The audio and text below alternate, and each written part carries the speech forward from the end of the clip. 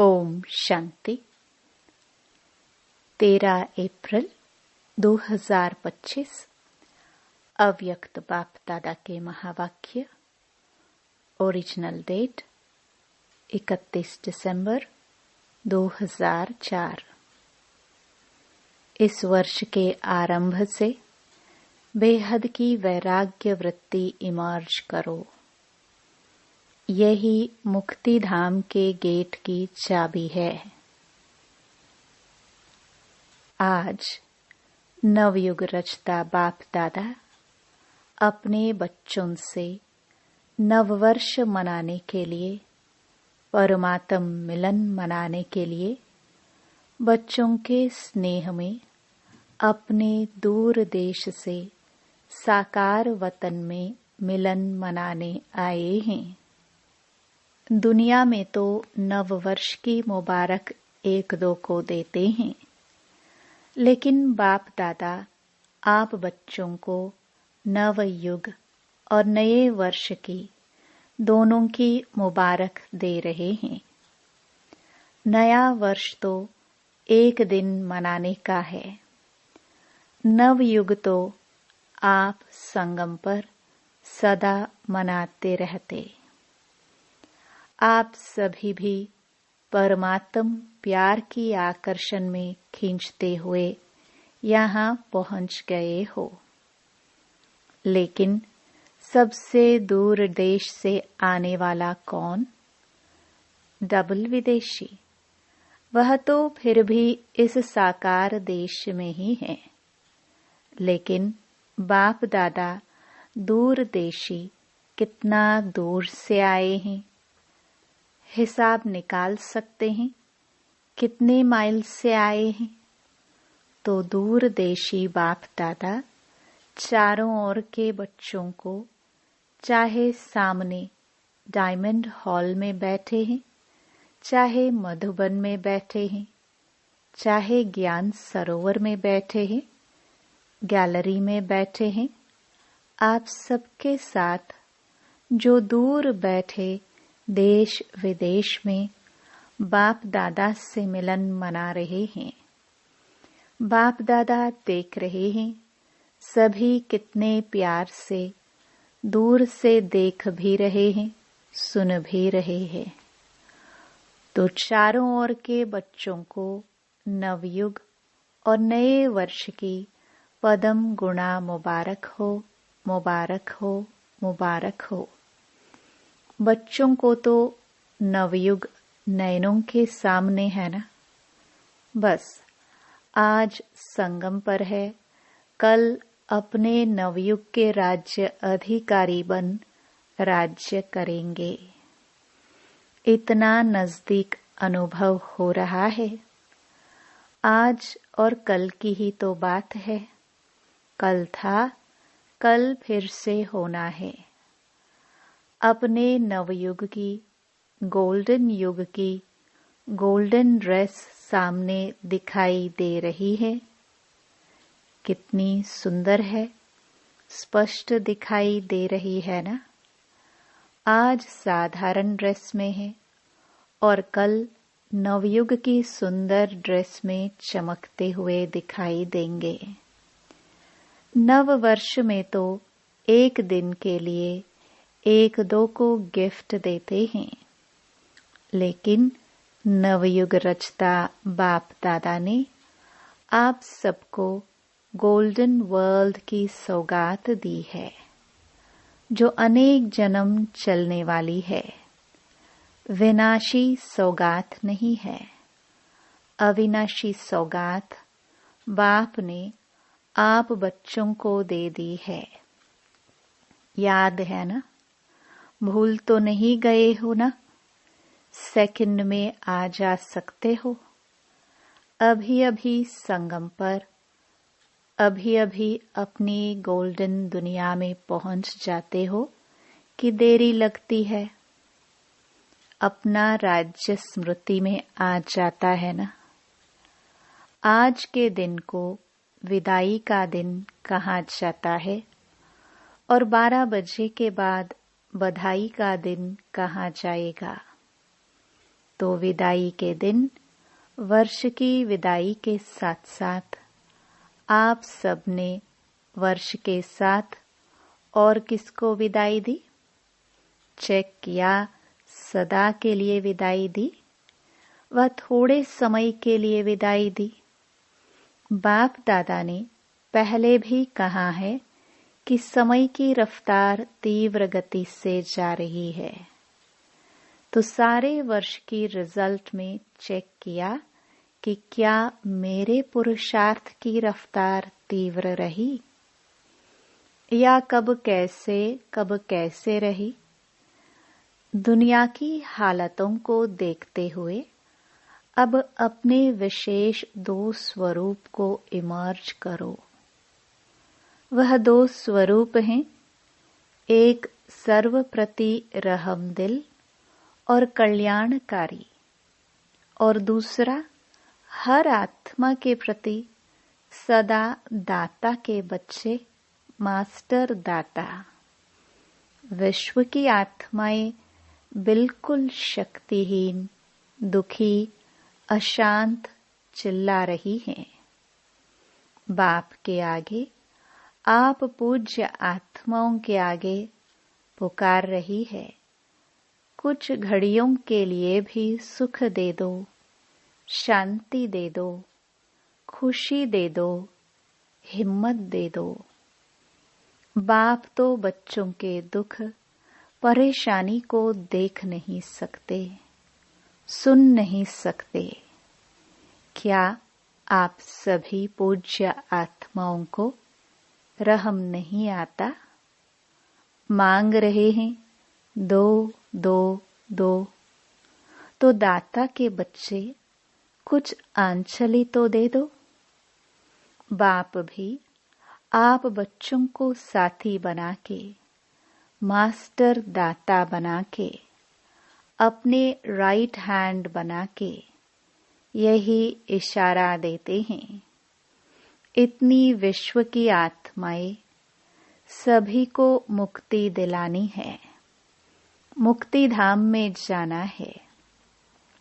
तो हे दाता के बच्चे, अपने श्रेष्ठ संकल्प द्वारा, मनसा शक्ति द्वारा, चाहे वाणी द्वारा, चाहे संबंध संपर्क द्वारा, चाहे शुभ भावना, शुभ कामना द्वारा, चाहे वाइब्रेशन वायुमंडल द्वारा, किसी भी युक्ति से मुक्ति दिलाओ। चिल्ला रहे हैं मुक्ति दो। बाप दादा अपने राइट हैंड्स को कहते हैं रहम करो। अभी तक हिसाब निकालो, चाहे मेगा प्रोग्राम किया है, चाहे कॉन्फ्रेंस की है, चाहे भारत में या विदेश में सेंटर्स भी खोले हैं, लेकिन टोटल विश्व के आत्माओं की संख्या के हिसाब से कितनी % में आत्माओं को मुक्ति का रास्ता बताया है?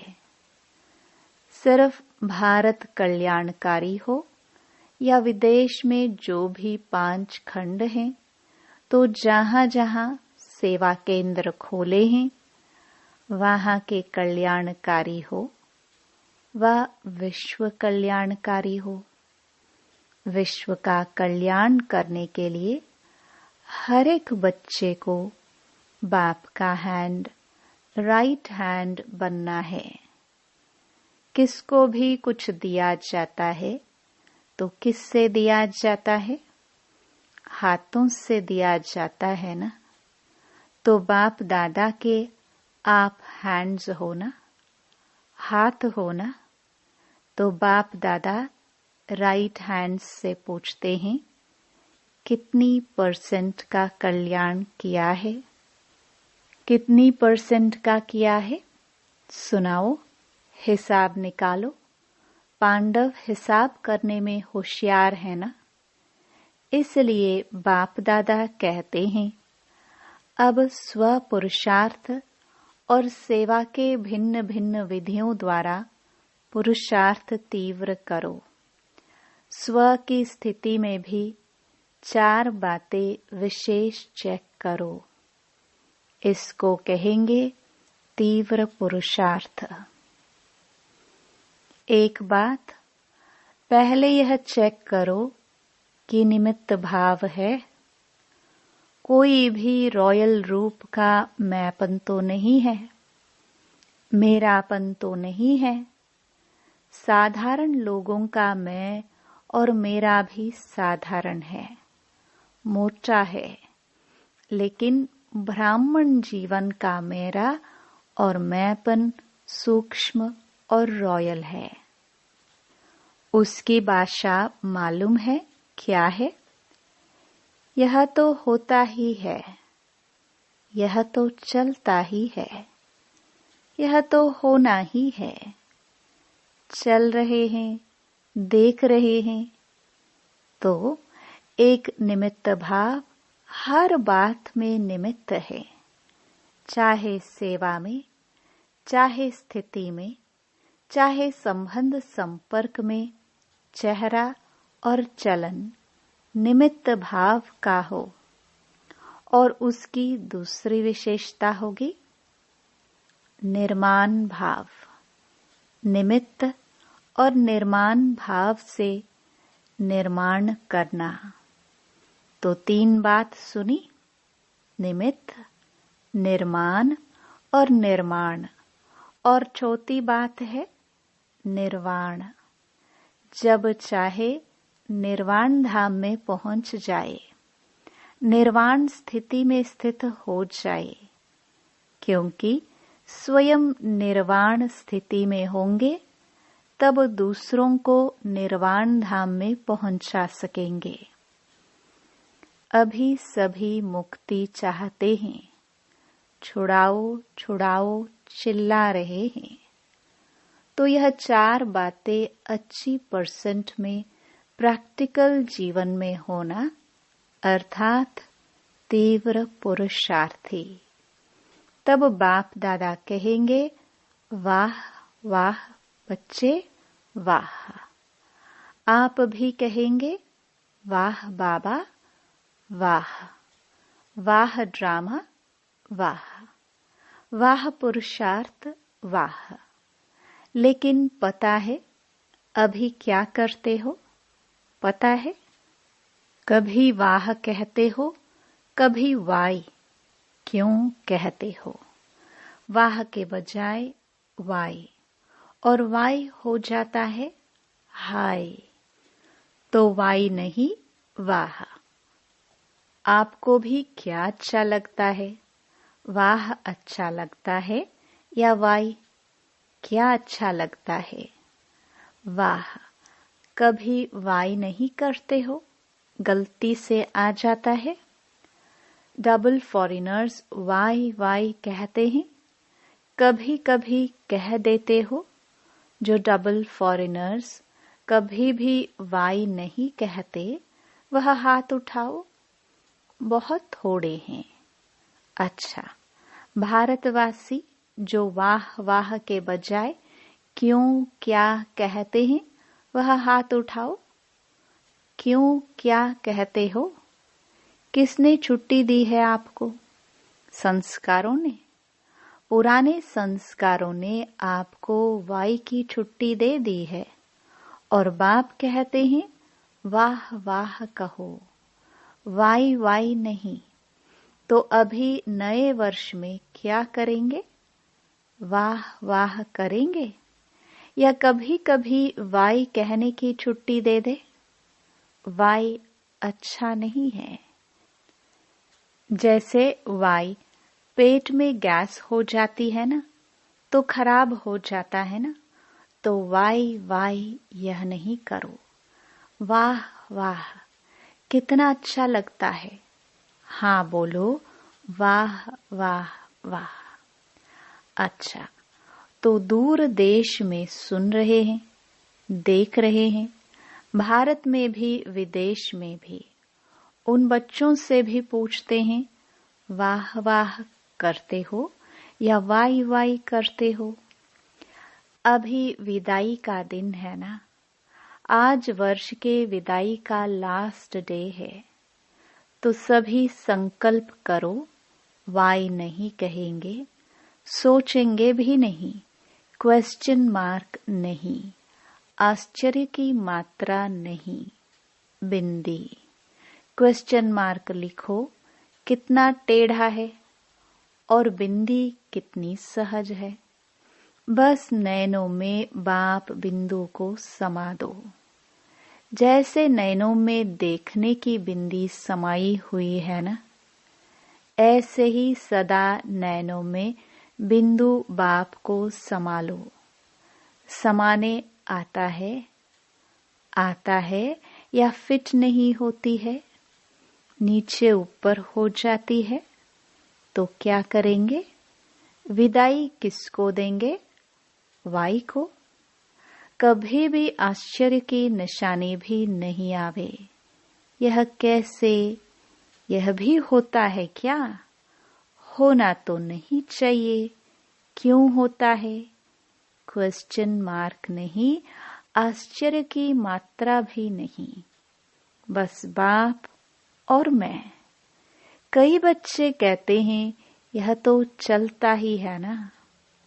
बाप दादा को बहुत रमणीक बातें रूह रिहान में कहते हैं, सामने तो कह नहीं सकते हैं ना, तो रूह रिहान में सब कुछ कह देते हैं।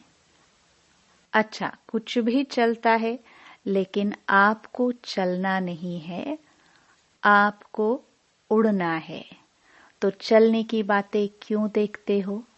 उड़ो और उड़ाओ।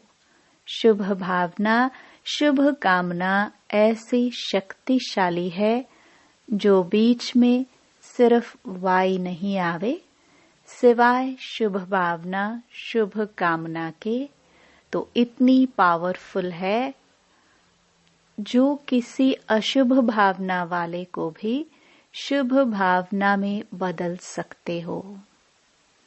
सेकंड नंबर, अगर बदल नहीं सकते हो तो भी आपकी शुभ भावना शुभ कामना अविनाशी है, कभी कभी वाली नहीं।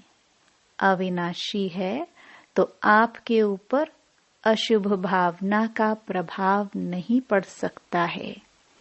क्वेश्चन में चले जाते हो, यह क्यों हो रहा है? यह कब तक चलेगा? कैसे चलेगा? इससे शुभ भावना की शक्ति कम हो जाती है। नहीं तो शुभ भावना शुभ कामना इस संकल्प शक्ति में बहुत शक्ति है। देखो, आप सभी आए बाप दादा के पास। पहला दिन याद करो, बाप दादा ने क्या किया। चाहे पतित आए, चाहे पापी आए, चाहे साधारण आए, भिन्न भिन्न वृत्ति वाले, भिन्न भिन्न भावना वाले आए, बाप दादा ने क्या किया? शुभ भावना रखी ना। मेरे हो, मास्टर सर्वशक्तिवान हो, दिल तख्त नशीन हो, यह शुभ भावना रखी ना। शुभ कामना रखी ना। उससे ही तो बाप के बन गए ना। बाप ने कहा क्या कि है पापी क्यों आए हो? शुभ भावना रखी। मेरे बच्चे, मास्टर सर्वशक्तिवान बच्चे, जब बाप ने आप सबके ऊपर शुभ भावना रखी, शुभ कामना रखी, तो आपके दिल ने क्या कहा? मेरा बाबा। बाबा ने क्या कहा? मेरे बच्चे। ऐसे ही अगर शुभ भावना शुभ कामना रखेंगे तो क्या दिखाई देगा? मेरा कल्प पहले वाला मीठा भाई, मेरी सिखिलधी बहन परिवर्तन हो जाएगा। तो इस वर्ष में कुछ करके दिखाना। सिर्फ हाथ नहीं उठाना। हाथ उठाना बहुत सहज है। मन का हाथ उठाना, क्योंकि बहुत काम रहा हुआ है, बाप दादा तो नजर करते हैं, विश्व की आत्माओं के ऊपर तो बहुत तरस पड़ता है। अब प्रकृति भी तंग हो गई है। प्रकृति खुद तंग हो गई है तो क्या करे, आत्माओं को तंग कर रही है। और बाप बच्चों को देख के तरस में आ जाते हैं। आप सबको तरस नहीं आता, सिर्फ खबर सुनकर चुप हो जाते हो। बस इतनी आत्माएं चली गई, वो आत्माएं संदेश से तो वंचित रह गई। अभी तो दाता बनो, रहम दिल बनो। यह तब होगा, रहम तब आएगा जब इस वर्ष के आरंभ से अपने में बेहद की वैराग्य वृत्ति इमर्ज करो। बेहद की वैराग्य वृत्ति, यह देह की देहभान की स्मृति, यह भी बेहद के वैराग्य की कमी है। छोटी छोटी हद की बातें स्थिति को डगमग करती हैं। कारण बेहद की वैराग्य वृत्ति कम है, लगाव है। वैराग्य नहीं है, लगाव है। जब बिल्कुल बेहद के वैरागी बन जाएंगे, वृत्ति में भी वैरागी, दृष्टि में भी बेहद के वैरागी, संबंध संपर्क में, सेवा में, सब में बेहद के वैरागी, तभी मुक्ति धाम का दरवाजा खुलेगा। अभी तो जो आत्माएं शरीर छोड़कर जा रही हैं, फिर जन्म लेंगी, फिर दुखी होंगी। अब मुक्ति धाम का गेट खोलने के निमित्त तो आप हो ना, ब्रह्मा बाप के साथी हो ना। तो बेहद की वैराग्य वृत्ति है गेट खोलने की चाबी। अभी चाबी नहीं लगी है, चाबी तैयार ही नहीं की है। ब्रह्मा बाप भी इंतजार कर रहा है, एडवांस पार्टी भी इंतजार कर रही है, प्रकृति भी इंतजार कर रही है। तंग हो गई है बहुत, माया भी अपने दिन गिनती कर रही है। अभी बोलो, हे मास्टर सर्वशक्तिमान, बोलो क्या करना है। इस वर्ष में कोई नवीनता तो करेंगे ना। नए वर्ष कहते हैं तो नवीनता तो करेंगे ना। अभी बेहद के वैराग्य की, मुक्ति धाम जाने की चाबी तैयार करो। आप सभी को भी तो पहले मुक्ति धाम में जाना है ना। ब्रह्मा बाप से वायदा किया है, साथ चलेंगे, साथ आएंगे, साथ में राज्य करेंगे, साथ में भक्ति करेंगे। तो अभी तैयारी करो। इस वर्ष में करेंगे कि दूसरा वर्ष चाहिए। जो समझते हैं इस वर्ष में अटेंशन प्लीज। बार बार करेंगे, वह हाथ उठाओ। करेंगे फिर तो एडवांस पार्टी आपको बहुत मुबारक देगी। वह भी थक गए हैं। अच्छा, टीचर्स क्या कहती हैं? पहली लाइन क्या कहती हैं? पहले तो पहली लाइन के पांडव और पहली लाइन की शक्तियां जो करेंगे वह हाथ उठाओ। आधा हाथ नहीं, आधा उठाएंगे तो कहेंगे आधा करेंगे। लंबा हाथ उठाओ। अच्छा, मुबारक हो, मुबारक हो। अच्छा, डबल विदेशी हाथ उठाओ। एक दो में देखो किसने नहीं उठाया है। अच्छा, यह सिंधी ग्रुप भी हाथ उठा रहा है। कमाल है, आप भी करेंगे? सिंधी ग्रुप करेंगे? तब तो डबल मुबारक हो।